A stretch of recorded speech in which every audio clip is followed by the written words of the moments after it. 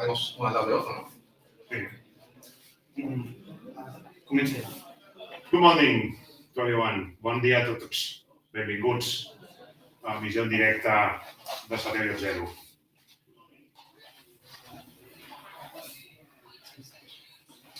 Satèl·lit is a company we created in 2018 with a clear purpose, making IoT connectivity available everywhere and to everyone. Today, the world has a mobile coverage of only 15% of its surface. The other 85%, there is only satellite connectivity. Then you may think it's already everywhere and available to everyone. And we believe that it's not, because the cost of a satellite device is more than $300. And this is the reason why in 50% of the world, there are more than 5 billion devices. And in the other 85% that there is no mobile coverage, there is only 5 million devices, 1,000 times less. It's clear that today connectivity is not available everywhere and to everyone. There is no digitalization of 85% of the world. What means available for us? Available for us, it means a satellite device for less than $10. But everyone told us this is not possible. We started looking at proprietary devices, but it was clear that it was impossible to reach economies of scale that we need to be there. We looked at LoRa, but the cost was very high, and the license use of the spectrum, it makes unreliable. Finally, we looked at 5G IoT. Devices were cheap, the ecosystem was already there. The channel to reach everyone was there, the mobile operators. It seems to be the ideal solution. But there was a problem. The device itself had the capability of connecting directly to satellites, but the software needed to be modified. An easy solution was to connect a device with a software, with a satellite software, specific satellite software. But this solution was not, it will not be available to everyone. The solution was to modify the standard. And everybody again told us this is not possible. And after 3 years of being the first space company in the world in number of contributions to the new standard, the new standard was approved June last year. And then we said, we need to have a satellite flying in less than a year after a standard approval. And everybody told us again, this is not possible. And today, thanks to the effort of an incredible team, we are launching the world's first 5G IoT satellite, the Satellite Zero.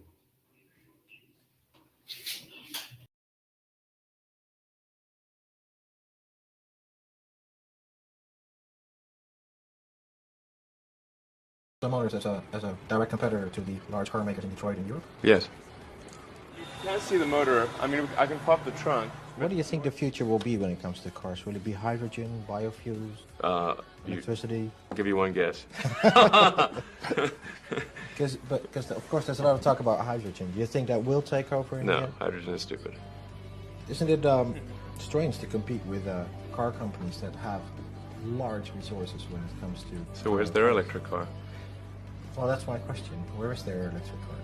Well, you have to appreciate what is really the constraint. Is the constraint a quantity of resources? It's not the quantity of resources. It's do they have the quality of? Is there a small, very talented, focused, dedicated team that's willing to take the risks and make something happen? That's the scarce commodity, not money.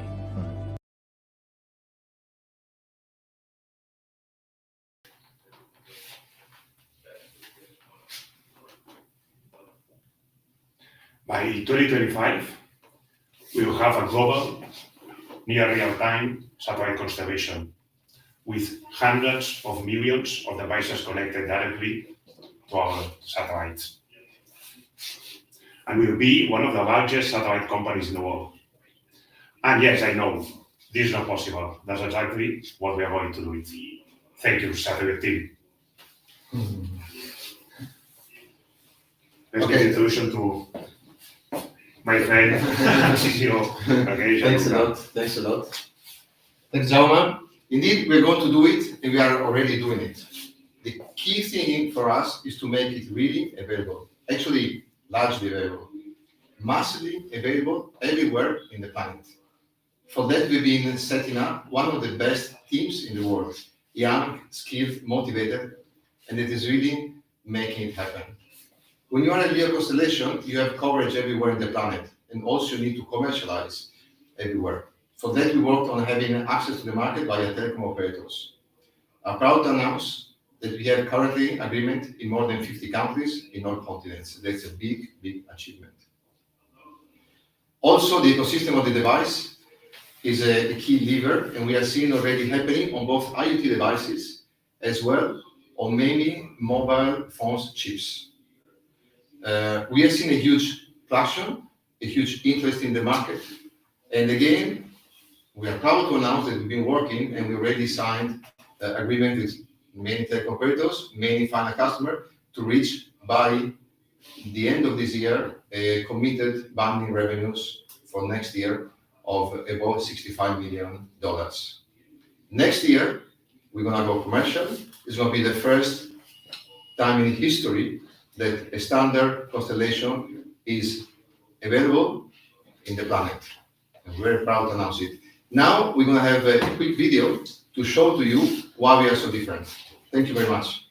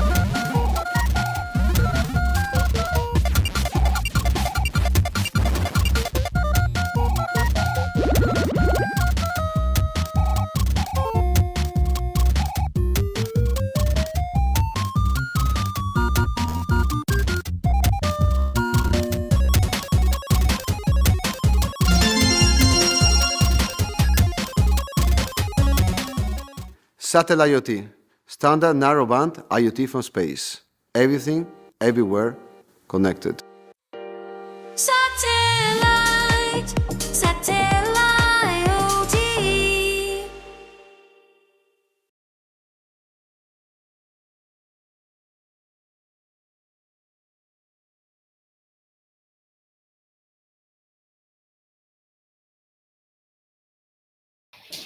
Please, cuando estamos on time.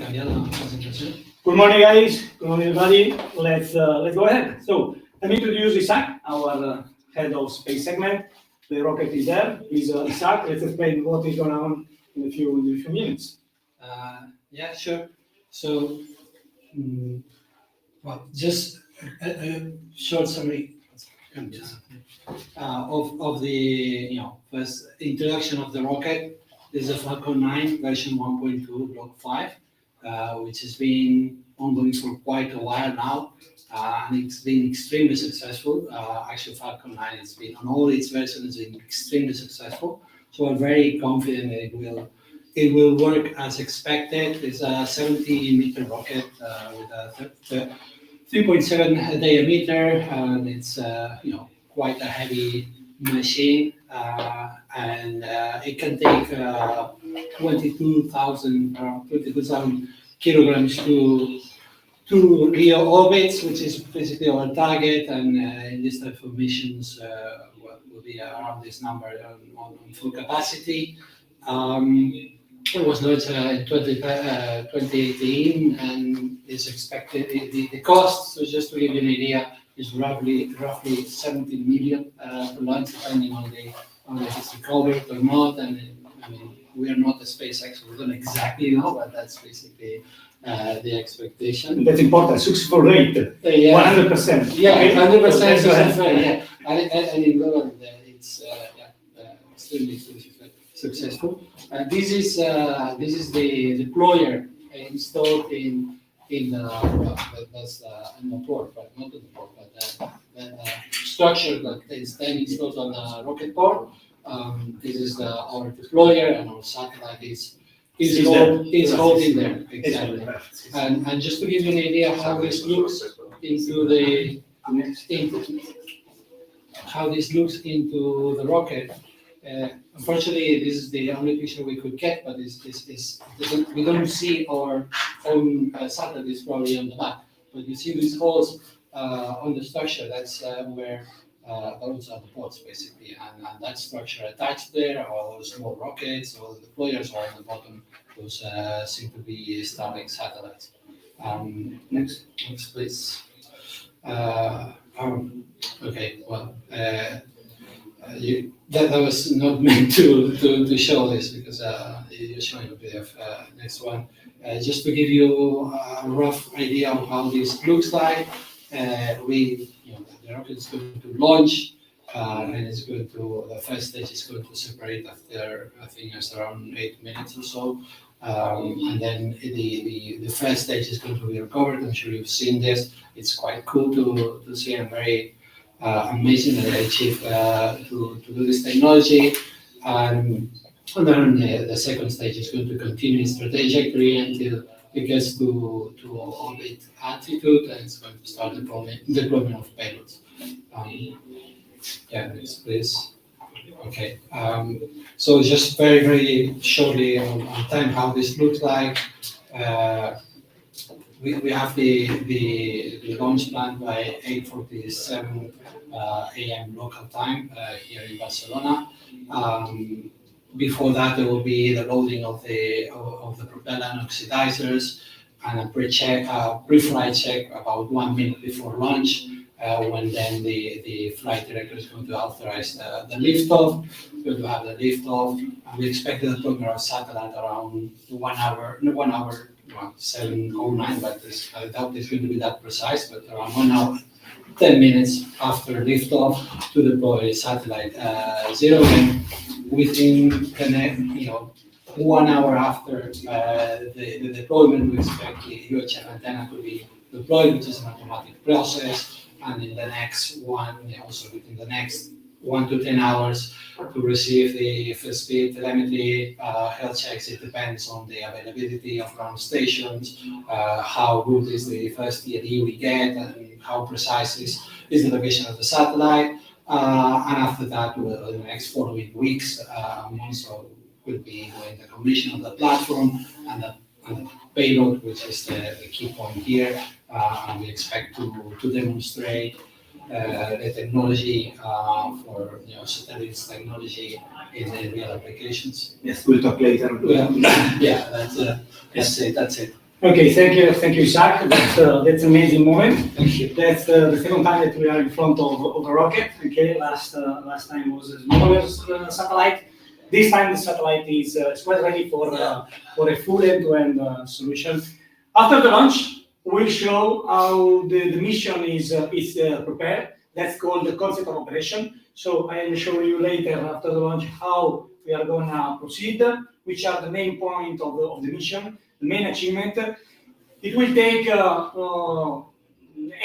months from now to demonstrate all the elements we want to demonstrate, because we want to involve many players in this demonstration. It's not only technology demonstration, as my colleague Gianluca said. Here we are already signing contracts.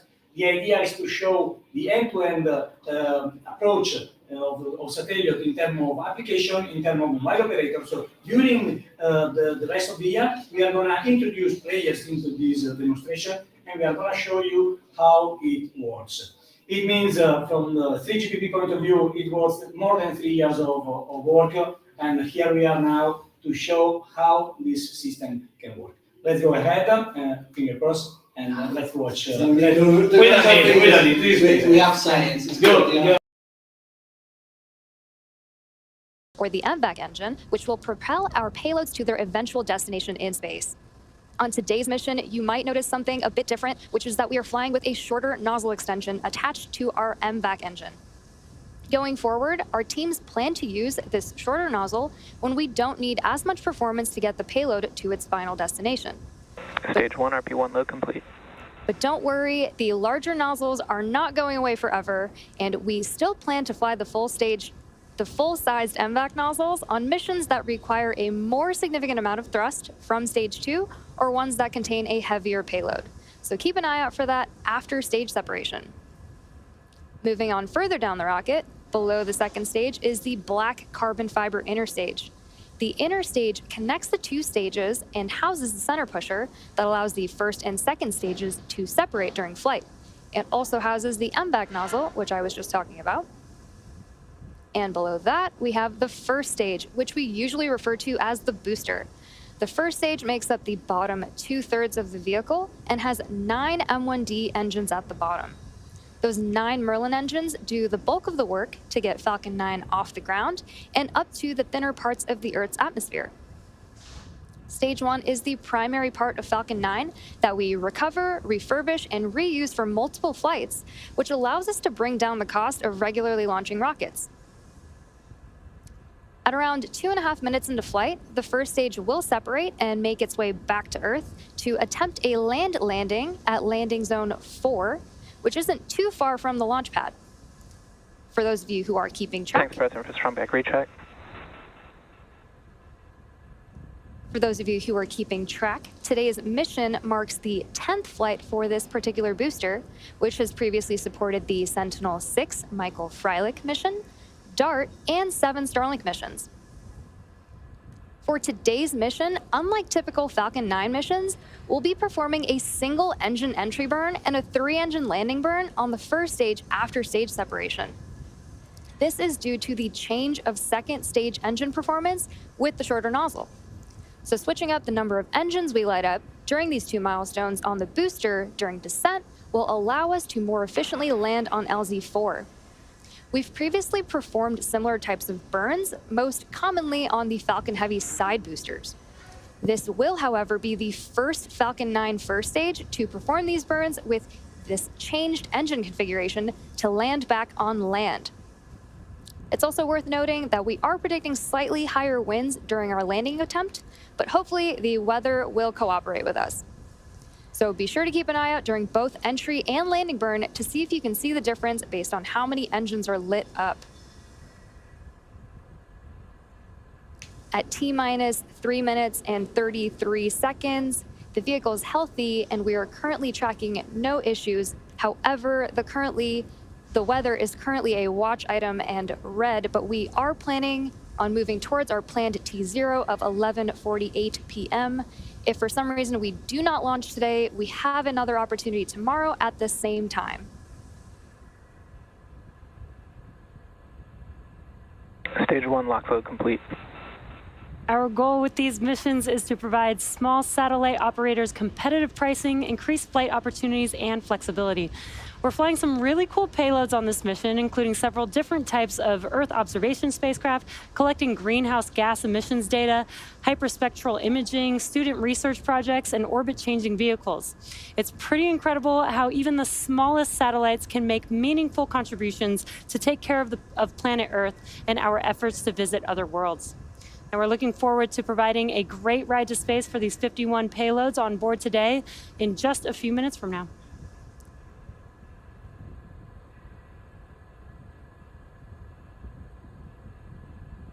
Now at this point, we have completed LOX loading on the first stage.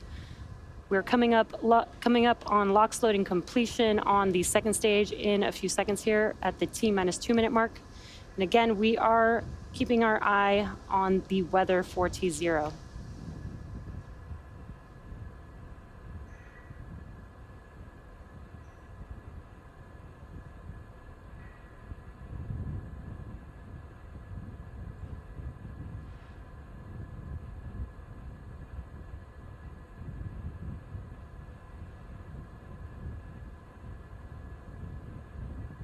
Stage 2 lock load complete.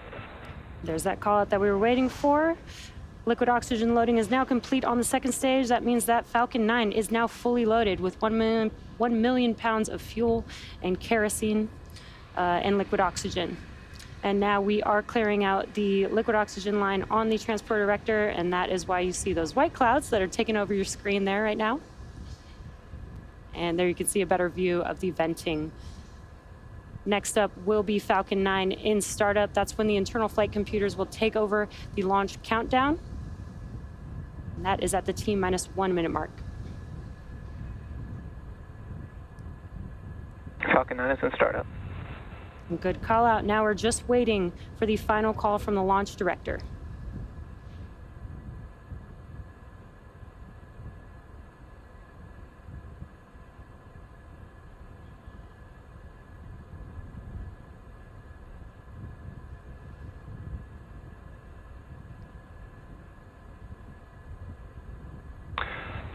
Launch director on countdown 1.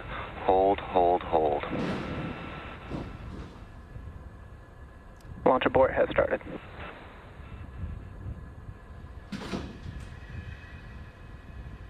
Now, as you just heard the launch director, we have had a hold, hold, hold on the countdown.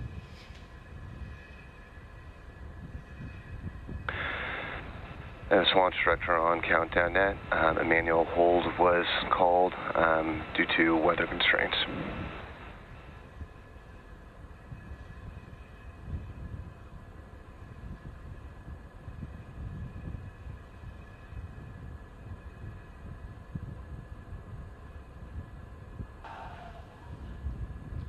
Now, as you heard on the nets, the launch director did call a hold, hold, hold on the countdown today, and that was due to weather. We have been keeping an eye out on that. The vehicle and payload remain in good health, and our next launch opportunity is tomorrow at the same time at 11:48 p.m. Pacific time. As always, thanks for watching, and we hope to see everyone back here for our next attempt.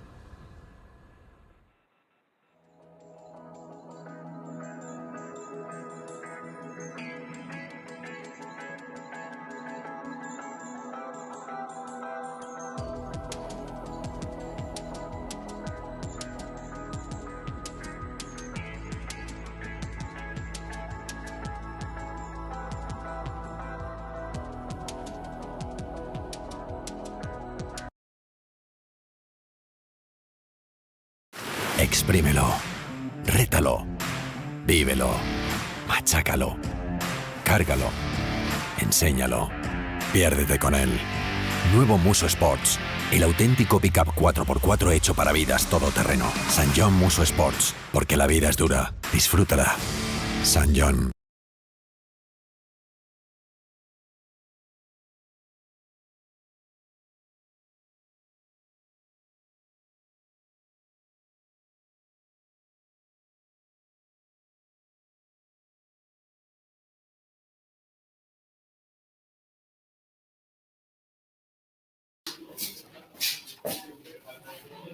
Bueno, setè llocs, amics, companys, socis, ja heu vist, 28 segons abans del despegue, el director d'operacions ha decidit cancel·lar due to weather conditions, degut al temps. O sigui, ha sigut a l'últim moment, hi ha ratxes de vent que indicaven que no era el poder llançar el coet.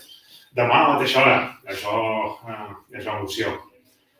Hi friends, shareholders, satelliots.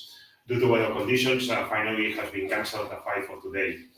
Today, same hour, will be the one for sure. Thanks all of you to be here. See you tomorrow.